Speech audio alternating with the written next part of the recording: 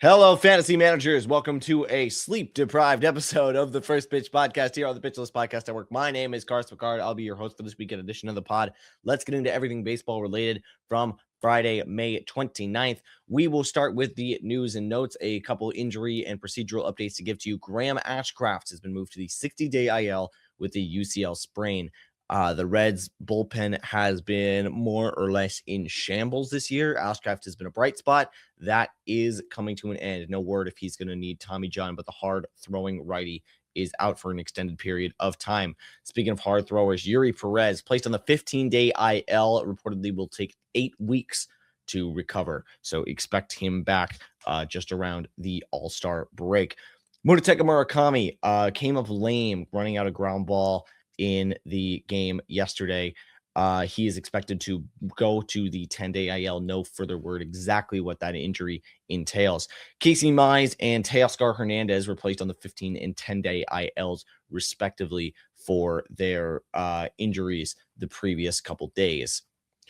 Moving on, some rehab starts. Roman Anthony shut down again. Anthony has been playing catch, hitting grounders, doing just every little thing. He was expected to do some swings, hasn't discovered. He is shut down again. No real timetable, but frankly, for Roman Anthony managers, I would probably expect maybe another week or so, if not more. It seems like this is a situation that is just developing, and he's not going to recover at a optimal pace. A couple transactions to talk about. Jacob Gonzalez is going to be called up to replace Munetaka Murakami. Jacob Gonzalez, that name may ring a bell. The former first-round pick for the Chicago White Sox, doing phenomenal in AAA this year after a couple seasons kind of languishing in the minors. And Gonzalez is going to have a chance likely to make his big league debut. So very excited to that. We'll see if the adjustments he has made pay off at the big league level. They certainly have in AAA.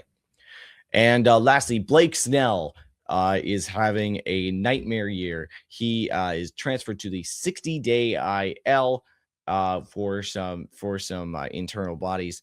This is something we reported on a bit ago, but yes, Blake Snell just makes the one outing and then is going to be out again until after the All-Star break. That's going to do it for the news and notes. We now move on to the full slate of games from Friday, talking about our notable performers. And I have the top hitter of the day here as none other than Ben Rice, the Yankees first baseman that I disparaged on the Shallows podcast, which I co-host with Gary Henderson. More on that later. Ben Rice went 4 for 5, 2 doubles and a home run. It was a phenomenal day at the plate for the slugger. And Rice has had kind of a mediocre May, but at the very tail end does some huge boost to his numbers with an excellent performance here. Cam Smith goes 2 for 4 with a home run and a double. Another player that has been fairly sluggish as of late, but a solid performance. Michael Garcia goes 2 for 3. Nicky Lopez, yeah, that one, hits his 8th career home run in just an example of how bizarre baseball can be. Miguel Vargas goes 2 for 5 with a home run. Ian Happ goes 2 for 4 with a home run and a double. Sia Suzuki, not to be outdone, 3 for 4.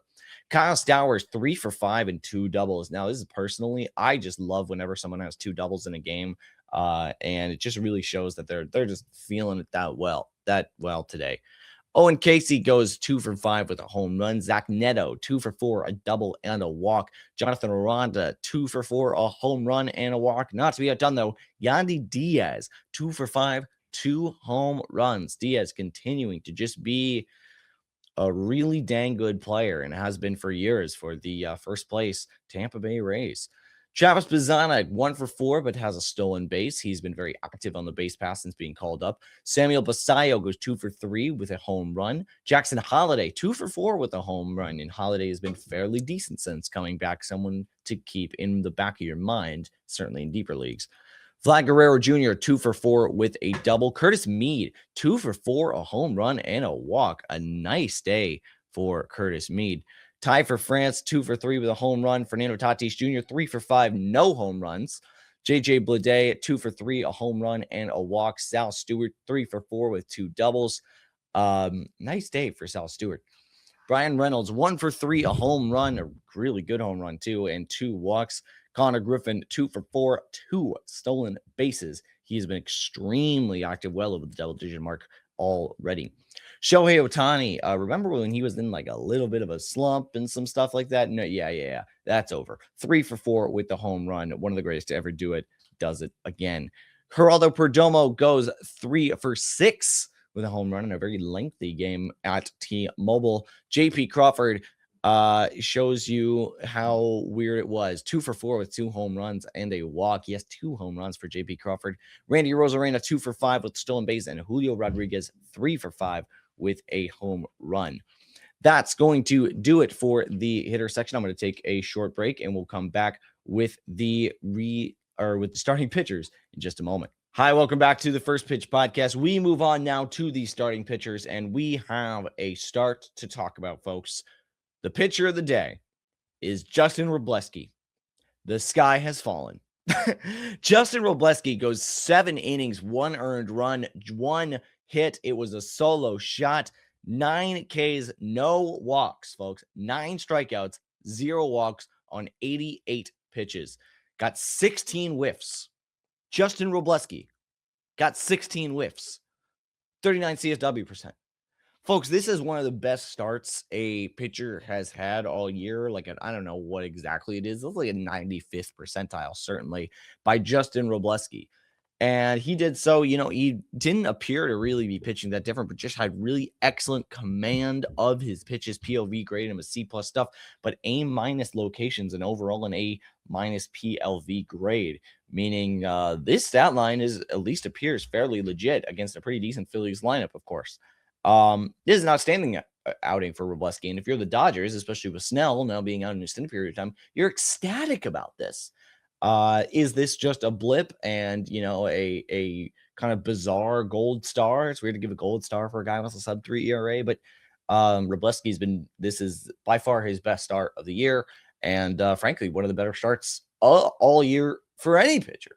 So an absolutely outstanding outing for him.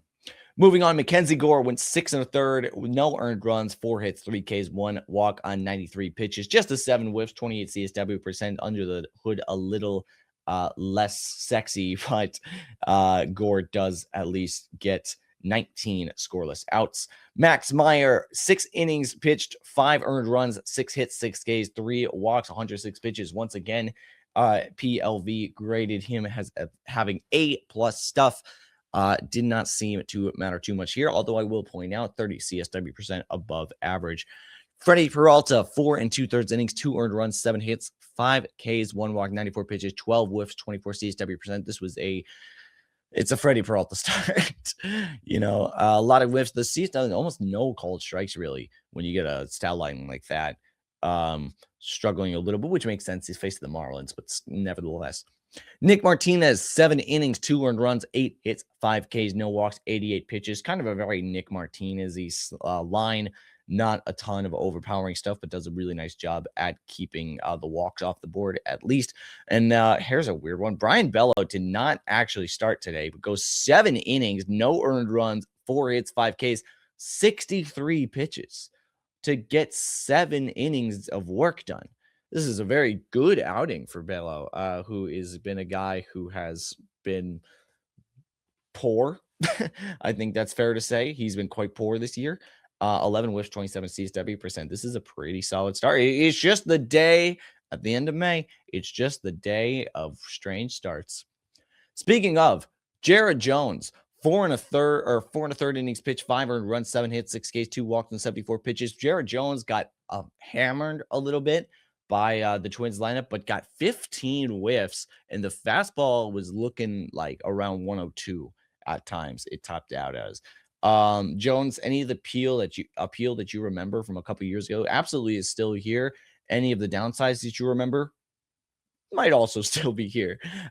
This is at least an encouraging outing for the velocity and the ability to get whiffs if he's able to locate a little bit better, to not have the barrage of slugging against him. We could see a top end starter emerge again. Finally here, Zach Wheeler faced a very strong Dodgers lineup and got the blunt end of it. 6 innings, 4 earned runs, 5 hits. Those 4 earned runs all solo shots, 4 home runs allowed for Wheeler, 4 Ks, 1 walk on 90 pitches. 11 whiffs, 31 CSW percent, was able to do a pretty good job when the ball wasn't going over the fence. But definitely a kind of not outstanding outing. That is, or you know what? Actually, I do have one more line to talk about. Logan Webb pitched yesterday in Coors Field. He had you know what? I think all things considered, I think you can say it's an all right outing. 4 1/3 innings pitched, 3 hits, 1 earned run, 3 walks, 5 strikeouts on 86 pitches. Again, Coors Field. Recovery start after an IL stint for Webb, who has just been kind of shaky all year.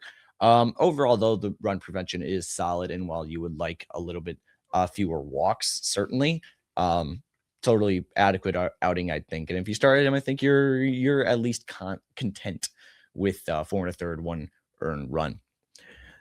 That's going to do it for the starting pitchers. Be sure to give the Plus Pitch podcast a listen and check out Nick's daily SP roundups. I'm now going to give you a rundown of the saves from yesterday. I do apologize. This is going to be a slightly abbreviated pod at the tail end. I just wanted to make sure that the main stuff gets done. But like I said, folks, sleep deprived at the start of the show. I have a very, very good excuse, believe me. I had to commute an hour and a half at 1 a.m. yesterday. So we're doing all right.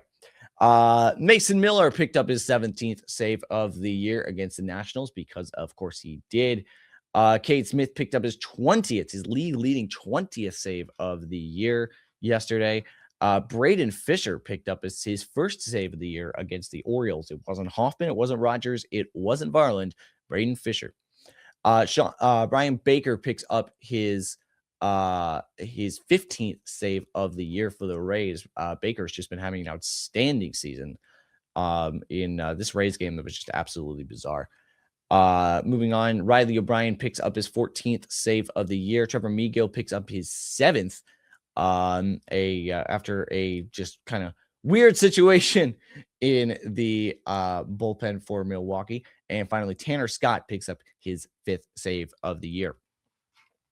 Moving on to looking at today's game, I'm just going to highlight one game to talk about here, and that is because it is a fastball frenzy. Ryan Nelson versus Brian Wu. These are two players that, make no mistake, have two of the best fastballs in baseball. Two of the best fastballs, not necessarily by their overpowering velocity, but the arm angle they throw out of and the incredible movement that they get with it. Wu and Nelson will be pumping fastballs at the top of the zone, getting a lot of whiffs. It should be a lot of fun. So that is going to be the First Pitch podcast today. Thank you very much for dealing with my gravelly early morning voice. Good luck with the rest of your weekends. For a deeper dive on everything baseball, hop on to pitchlist.com for further access. Sign up to PL Plus or PL Pro to gain access to the Discord PLV apps and to support the Pitchlist staff. Finally, my name is Carson Picard. You can find me on the Shallows podcast with my great co-host Eric Henriksen, as well as on Blue Sky at Carson Picard. Thank you very much for listening. Good luck. Bless the knees, bless the elbows. Have an excellent rest of your weekend, y'all. Take care.